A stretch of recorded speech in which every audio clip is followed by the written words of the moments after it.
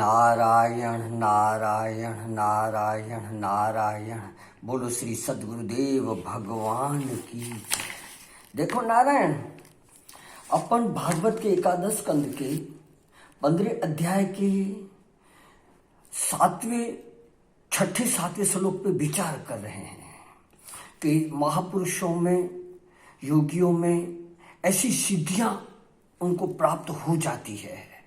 तो माना उस सिद्धियों में देखो, अपन जो भजन साधन करते रहेंगे ऐसी सिद्धियां आती रहती है। तो नारायण उसको ही सर्वश्रेष्ठ आखिरी मंजिल न समझ पाए, उस पर विचार कर रहे हैं। तो नारायण देखो ना, वो यथा संकल्प सिद्धि राज्ञा प्रतिकहार्पितम, वो जैसी भी संकल्प जैसा करते हैं, हाँ, और जैसी आज्ञा देते हैं उनको कोई टाल नहीं सकता। ऐसा उनमें शक्ति का पावर होता है नारायण। तो देखो ना, हमने कई बातें पूज्य लीलाशाह बापू के विषय में भी सुनी है, आश्चर्यजनक घटनाएं, आनंदी महिमा के जीवन की भी सुनी है। अरे नारायण क्या बतावे, व्यवहार में एक हमारे घाट वाले बाबा ने भी ऐसी बात कही थी। तो उन महापुरुषों की आज्ञा को, संतों की आज्ञा को कोई काट नहीं सकता। तो नारायण इस विषय में परम पूज्य अखंडानंद सरस्वती जी महाराज एक बात बताते हैं कि कहते कि हम कहीं घूमने के लिए मध्य प्रदेश की तरफ गए थे। हाँ, उस गांव में हंडिया नाम का कस्बा, माना छोटे गांव का नाम था हंडिया। तो वहाँ गुफा है। तो महाराज वो हंडिया गांव वाले लोगों ने बात बताई कि महाराज जी, इस गांव का नाम पहले कुछ और था। हाँ, मगर क्या कि एक महात्मा थे ना, वे रोजाना भिक्षा मांगने के लिए गांव में आते थे और भिक्षा मांग करके ले जाते और अपना प्रसाद भोजन प्राप्त कर लेते थे और भजन में अपना समय बिताते थे। जब उस महात्मा का शरीर वृद्ध हो गया तो उनके शरीर में शक्ति नहीं रही। उन्होंने एक हंडिया मंगाई अपने प्रेमी भक्तों से, और नारायण क्या हुआ कि उस हंडिया को कह दिया कि ये हंडिया, जा तू भिक्षा मांग करके ले आ। तो नारायण वह हंडिया उड़ती उड़ती जाती और गांव में जाकर के दरवाजे पे घूमे, और जब खाने का हो जाए लोग उनमें भिक्षा डाल देवे, जो अपना जिनकी जैसी श्रद्धा है ऐसी भिक्षा डाल दे। और जब भिक्षा का भोजन का पूरा हो जाए महाराज जी का इतने, तो वो हंडिया वहां भिक्षा लेकर खुद ही उड़ती हुई महात्मा के पास आ जाए। नारायण एक दिन वह महात्मा अब ऐसे चलते रहा। अब महात्मा का एक दिन शरीर शांत हो गया तो भी वह हंडिया भिक्षा लेने के लिए आ जाती गई। महाराज इसे जाते है। एक दिन 2 दिन आई, फिर एक दिन एक रजलवा स्त्री ने उसको छू दिया तो वह हंडिया गिर गई और टूट गई।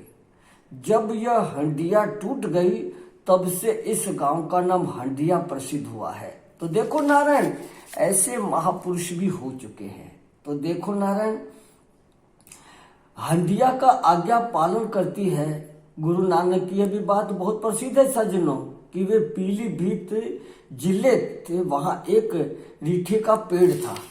रीठा बहुत कड़वा होता है नारायण। जब गुरु नानक उधर से चल रहे थे तो उनके किसी शिष्य को भूख लगी हुई थी और कुछ खाने को नहीं मिल रहा था। तब उन्होंने उसको कहा कि अरे बेटा, तू जा इस पेड़ पर चढ़ जा और खाने के लिए रिठेले का फल तोड़ के ले आ। तो नारायण जिस डाल से उसने रिठेले का फल तोड़ा था उस डाल के फल अब भी मीठे लगते हैं और बाकी सारे पेड़ के जो फल हैं वे कड़वे होते हैं। तो सिद्ध महापुरुषों का संकल्प कितना प्रबल होता है सज्जनों, इसका नमूना बता दिया कि देखो आज्ञा प्रतिहित होती है, माना आज्ञा पालन करते हैं, उनको कोई टाल नहीं सकता। प्रकृति में भी बदलावट हो जाता है। तो नारायण अब बता रहे हैं आगे कि कैसी कैसी सिद्धियां आती है। देखो सज्जनों, ये इसलिए बताते हैं कि सावधान, अगर ऐसे कार्य भी होते जाएं, संकल्प सिद्ध होते जाएं, तो उसको ही परमात्मा की प्राप्ति मत मान ले। ये तो सिद्धियों का संकल्प का बल है, सिद्धियों का चमत्कार है, पर सब सिद्धियों का अधिष्ठान तो परमात्मा अस्तित्व तत्व है, ये उनकी लहरें हैं।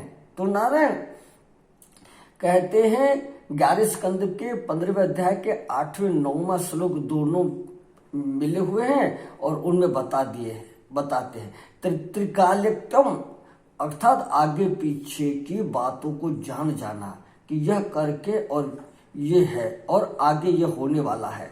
ऐसे अनेक प्रसंग आते हैं जिससे मालूम पड़ता है कि महात्मा लोगों को पहले बात मालूम पड़ जाती है। अरे भैया और क्या, अदोंदम गर्मी सर्दी न लगे।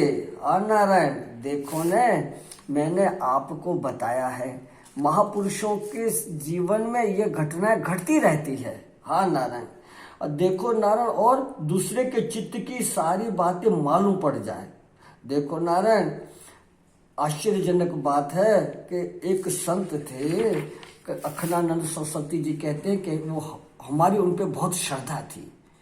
उन्होंने उस संत ने अपने जीवन की बातें बताई कि हम गांव में रहते थे और 16 वर्ष की उम्र हो गई थी, तो भोजन पा रहा था, तो अपनी बड़े भाई की पत्नी भाभी से नमक मांगा, तो उस बड़े भाई की पत्नी ने कह दिया कमाते तो कुछ हो नहीं और खाने के लिए तुमको बड़ा स्वाद चाहिए, नमक चाहिए, मिर्च चाहिए, आदि आदि कहा। तो नारायण होनहार की बात है कि उस व्यक्ति उस महाराज को जो 16 साल की उम्र में थे अपनी जीवन की बात बताई कि हमको बात लग गई और बड़ा हमको कष्ट हुआ, हम वहीं से चल दिए अपने गांव से और बम्बई में आए। बम्बई में कोई काम नहीं मिला, 2-3 दिन भूखे रहे, रात दिन भटकते रहे। जब रात को भुलेश्वर के मंदिर में, भुलेश्वर जी मंदिर है शंकर जी का, वहां जाकर भूखे पड़ गए, तो नारायण क्या हुआ, आश्चर्यजनक कि रात को एक व्यक्ति ने आकर पांव की ठोकर मारी और जगाया। उस व्यक्ति के बाल सब बिखरे हुए, काला काला शरीर, एक लंगोटी लगाए हुए था। उस व्यक्ति ने कहा तुम भूखे हो न, लो खाओ, और खाने को कुछ दोने में दिया और बताया कि कल तुमको काम मिल जाएगा, पर सावधान, किसी चीज को अपनी मत मानना, यह हमारी बात गांठ में बांध लो। दूसरे दिन वे कहते हैं वो संत कि दूसरे दिन वे घूम रहे थे, तो एक हलवाई की दुकान के सामने गुजरे रहे थे कि हलवाई ने कहा कि आओ आओ तुम हमारे यहाँ पानी पिलाने का काम किया करो। फिर देखा कि वो काम के कर रहे थे, तो बड़ा समझदार है, होशियार है, तो मिठाई बनाने के काम में लगाया। तो नारायण भाग्यवश होनहार की बात थी, उस हलवाई को कोई बच्चा नहीं था और देखा कि यह तो बड़ा ईमानदार है, तो हिस्सेदार बना लिया।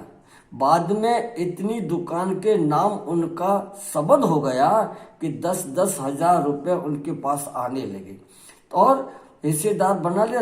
एक दिन उनके मन में आया कि अरे अब वो हिस्सेदार बना दिया और मालिक बन गया।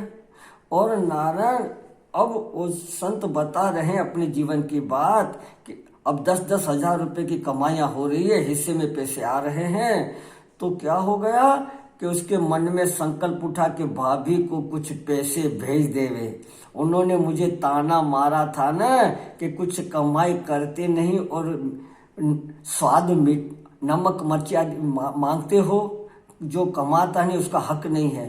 वो बात उनको चुभ रही थी, याद रही, और जब हलवाई में वह हिस्सेदार बन गया तो 10-10 हजार हिस्से में आने लगा, तो उनके मन में आया लो 5,000 रुपये मैं भाभी को भेज दूं, भैया को भेज दूं। ऐसा बंदोबस्त करने लगा तो नारायण उनको बीमारी, कालरा की बीमारी हो गई और अभी पैसे भेजे नहीं थे, बंदोबस्त ही कर रहे था और बीमारी जबरदस्त लग गई, टट्टियां दस्त लग गई और नारायण ऐसी बीमारी लगी कि मृत्यु शैया में पड़ गए। अब वही आदमी जो बाल बिखरे और काला काला था वह आया और उसने कहा, देखा भूल गए ना, अपना मानने लग गए। हाँ अच्छा, 3 दिन में सब कुछ बांट देना, नहीं तो मर जाओगे। अरे भाई, तो नारायण ऐसी आज्ञा सुनते ही वो तो कांप उठे और उन्होंने, संत जी कहते हैं कि हमने वैसा ही किया, सब कुछ बांट दिया। तो नारायण वे आए और नारायण उन कहते हैं कि हमको ले गए और बम्बई से कटरनी ले गए और 11 वर्ष की गुफा के अंदर ही रखा। सूरज के दर्शन नहीं करने दिया, सब बिल्कुल गुफा के भीतर ही वो पहुंचाया करते थे। गुफा के अंदर लैट्रिन बाथरूम आदि सब करे और उस जो व्यक्ति, जो बाल बिखरे काले काले व्यक्ति, वो सब उनका ध्यान रखे। और नारायण अंदर ही भजन करते वो सिद्ध महापुरुष सिद्ध हो गए। तो नारायण, उस स्वामी जी का नाम था अविनाशी जी महाराज, उनका नाम था, वो संत बन गए। तो ऐसे देखो, महापुरुषों के संकल्पों को कोई काट नहीं सकता, ऐसी सिद्धियां भी उनके जीवन में आती है। तो नारायण